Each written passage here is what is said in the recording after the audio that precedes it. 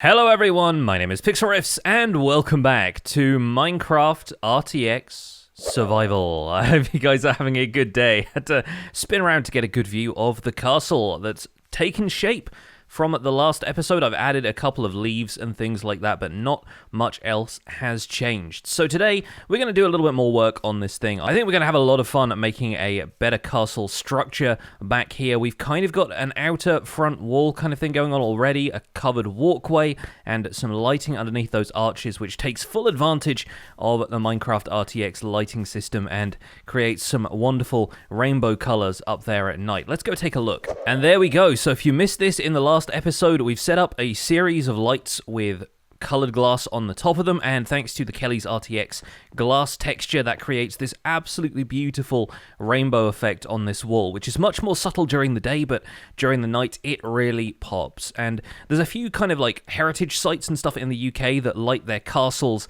like this at night, so I really wanted to kind of emulate that, and I think it's gone really well so far. I think what I'm going to do to start off with is maybe bring out a little bit more of the stone brick on these walls up here. I really feel like it needs to feel like it's supported by the arches below. We'll maybe get some stone brick stairs in there and build pillars up on top of these to surround the windows. The windows are going to have maybe fences or something in there, and maybe we'll put some more colored lighting behind those. But either way, we need to work on the interior of the castle some more, or at least the section that's going to go inside these two perimeter walls that I've already started building. Luckily, I've got a lot of materials for this. We've already gathered a bunch of stone, and I've converted some of it into stone brick in the series so far.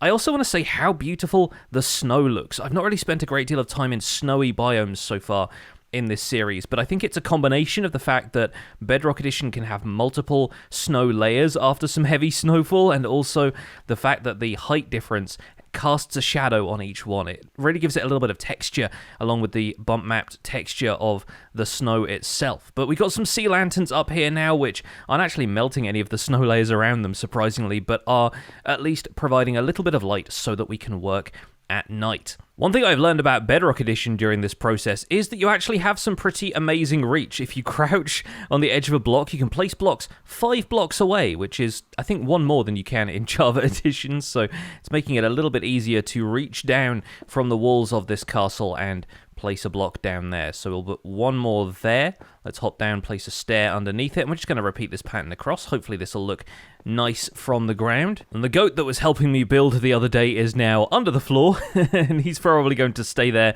for a little while. And we've got all the outer structural parts of this walkway done. Let's go and take a look. Yeah, I think that's looking okay. Gives the vines there something to cling to at least, which I like. I think I'm going to continue working those azalea leaves up the side of the castle. Azalea is definitely my new favorite type of leaves since they were added in 1.17. So I'm going to continue working on the perimeter wall a little bit. We might put a roof on some of these sections here as well, and while I've obviously got these crenellations around the tops of the towers here, I'm not certain if those are going to stay where they are, because if the wall height is changing on this covered walkway along the side here, I might change up the look of the tower and some of the other fortifications around here as well. And as we move on to working on a central keep to the whole thing, I think it's probably worth moving around some of these elements and making them taller, maybe adding roofs to some of them, that kind of thing. We'll see how we get on. But I think I'm going to do a bit more of this off camera, because building on camera is a bit of a headache and is always a trial and error process. So I'll bring you guys back in once we've done a little bit more work here.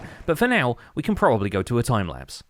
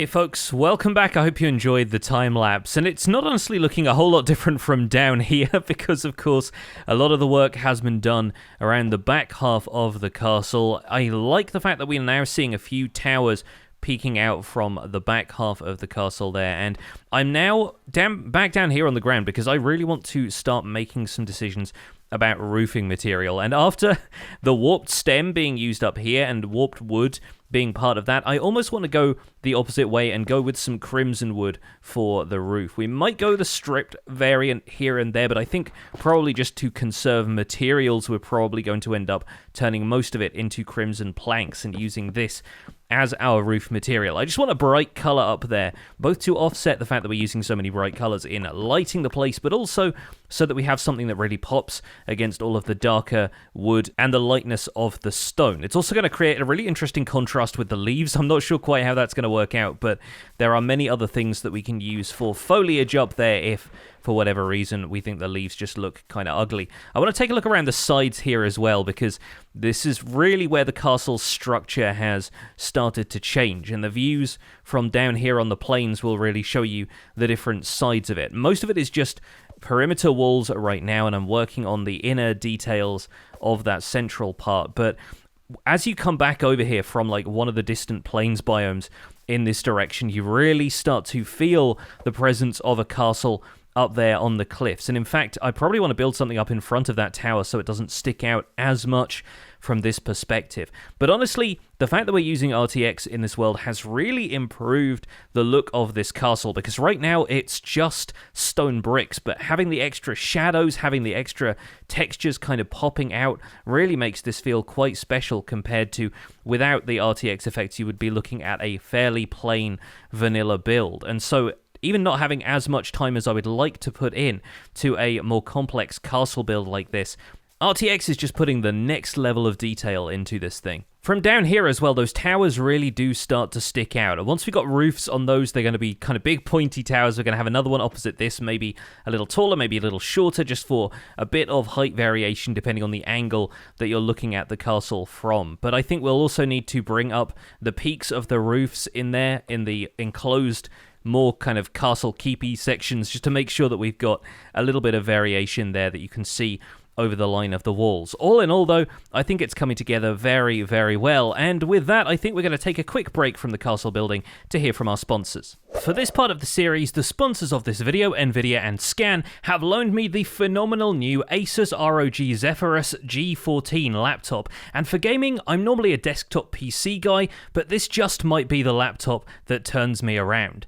The Zephyrus G14 features Nvidia's new laptop GPU, a GeForce RTX 3060 designed with laptop builds in mind, and it's paired with a Ryzen 5800HS CPU, 16 gigs of RAM, a 1TB M.2 hard drive, and a 1080p 144Hz screen. This laptop retails at £1,598 in the UK, making it easier than ever to get your hands on an RTX build right out of the box, and everything from the design to the performance is smooth as silk. It's capable of playing RTX-enabled games like Minecraft, Control, or Cyberpunk 2077 if that's your jam, and if you want proof, look no further than this video. All the gameplay for this episode was happening and being recorded live on this very laptop.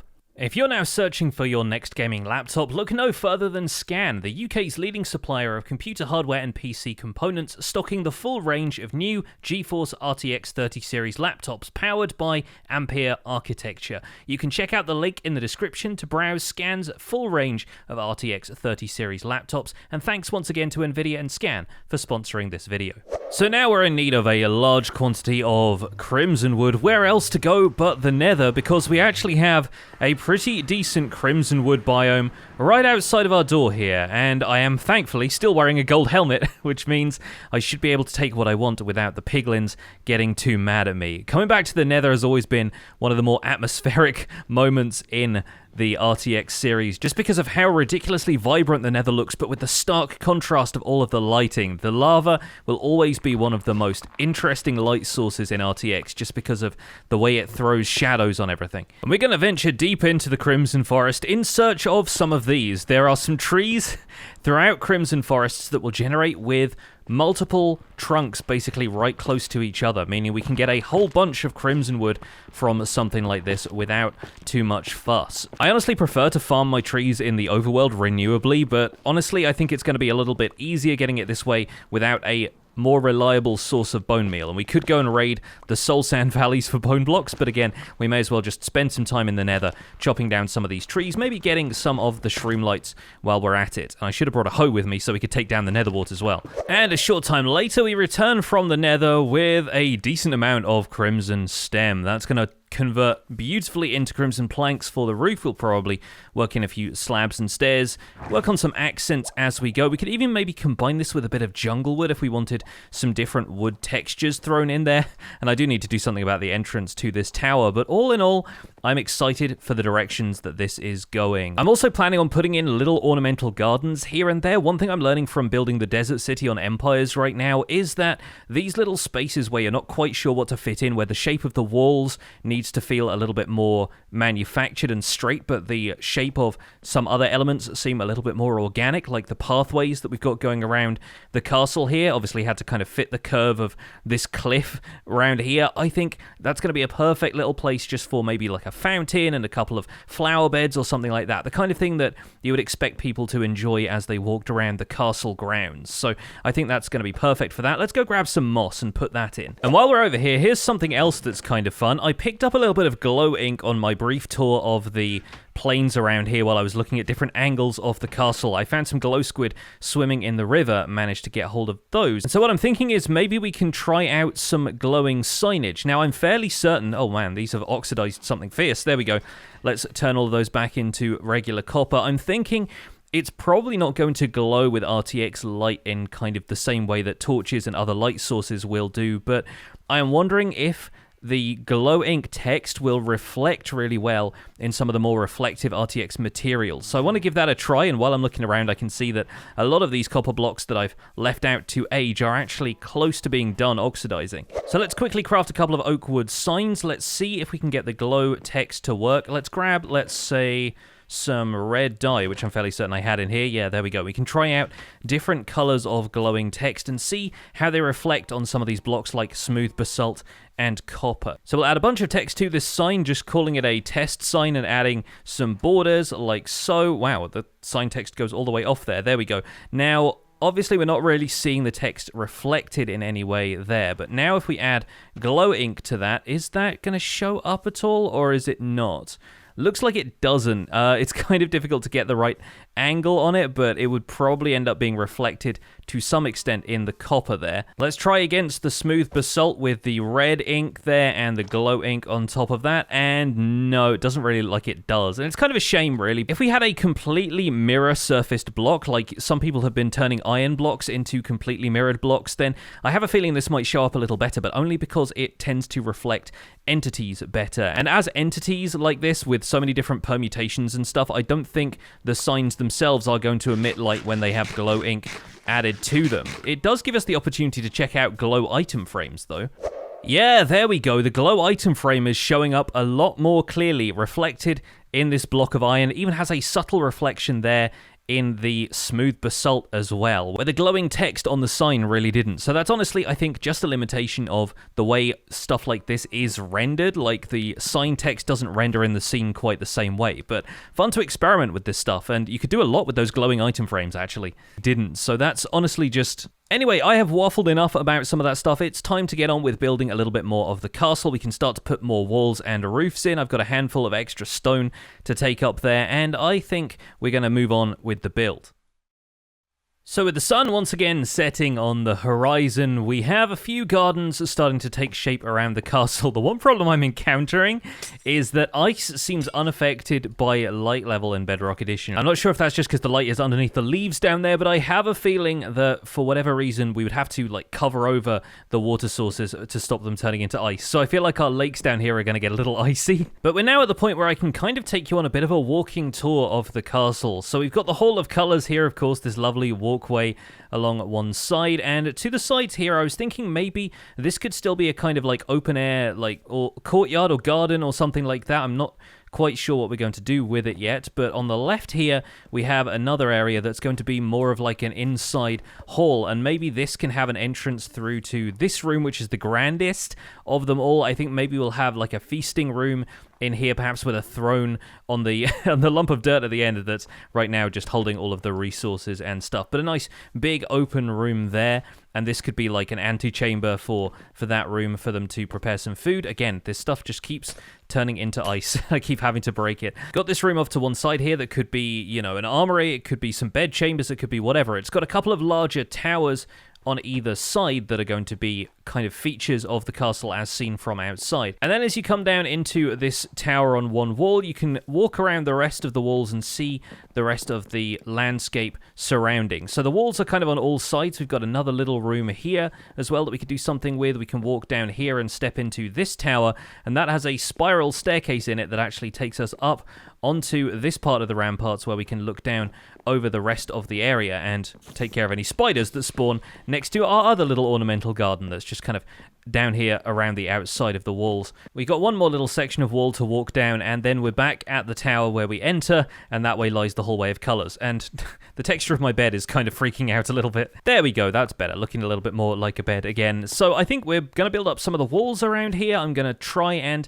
work on the exterior as a priority, because I feel like that's what we're really going to be seeing from down there. And even my infinite water source here needs some kind of layer over the top of it to prevent it from freezing now. Although I suppose instead of putting the blocks above it, we could waterlog some slabs, and I believe that will prevent them from freezing. So maybe that's a better choice for an infinite water source. Let's get a bucket of water back.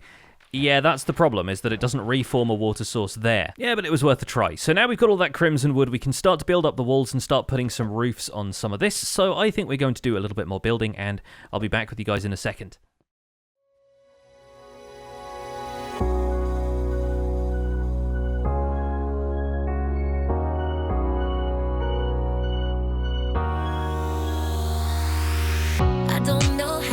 Reaching out, don't doubt me now. I'm starting to break that spell. I'm out my shell, and now the seas are parting.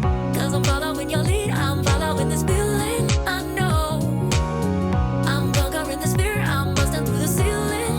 So hear me out, cause I'm making noise. Gonna start the clock and use my voice. Just hear me out, I'ma shout it loud.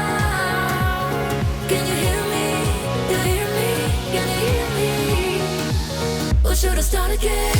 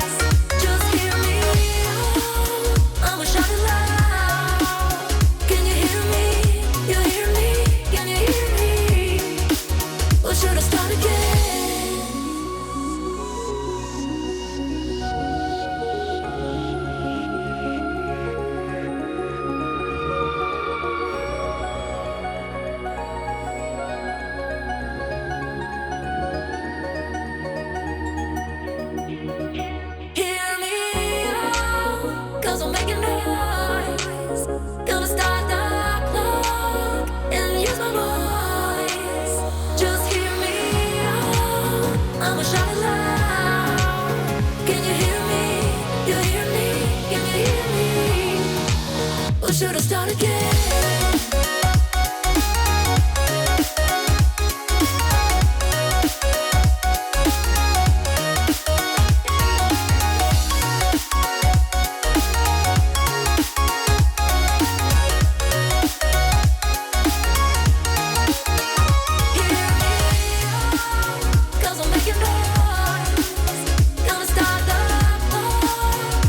Use my voice. Just hear me out.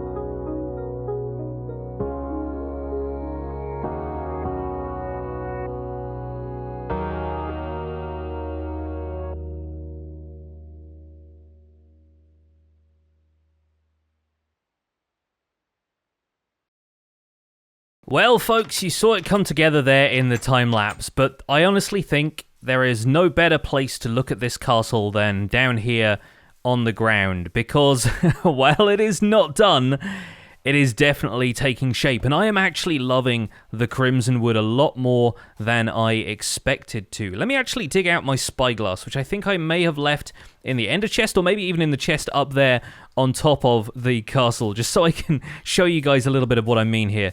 Here you go, I'll make myself another spyglass just so we can do like a little tour of the build, but from the ground, so I can kind of zoom in on some of my personal favorite things about this. For a start, yes, the side there is not done. I couldn't quite find what material I wanted to fill that in with. I was thinking about using calcite, but I only have like half a stack of that from the one geode I have found. I love the way the deep slate tile works as a divider between the walls and the roof, just kind of lining the top of the tower with that and the top of the covered walkway roof with that really helps the image of it. Really creates that strong contrasting dividing line that makes the crimson wood work against the other materials I've used, like the dark oak wood. There'd be a kind of clash of the two textures next to each other with both very different colors if I ended up using them both side by side, but the deep slate tile really came through. Didn't have enough deep slate, unfortunately, to use it anywhere else, but I could switch to blackstone, and honestly, from a distance, you can't tell. It all kind of blends into one darkish roof line there, which I think works really well. So big fan of the way the crimson wood turned out. I think the shapes we're getting from down here, like looking up at the castle, they really look fantastic. I would want to do maybe a big kind of open window in the end of that wall there if I had a little bit more time to work with, but as you can probably tell, I'm running out of time to make this video before I go away on holiday, and I would love to put more materials into this thing, but I would need to gather so much more materials. Once again, I have kind of bitten off a little bit more than I could chew, but with the tower out there kind of rising up a little bit higher than it currently does, maybe another tower up behind this one, because yeah, I have two towers back there, but one of them is now vanishing behind the larger roof line here.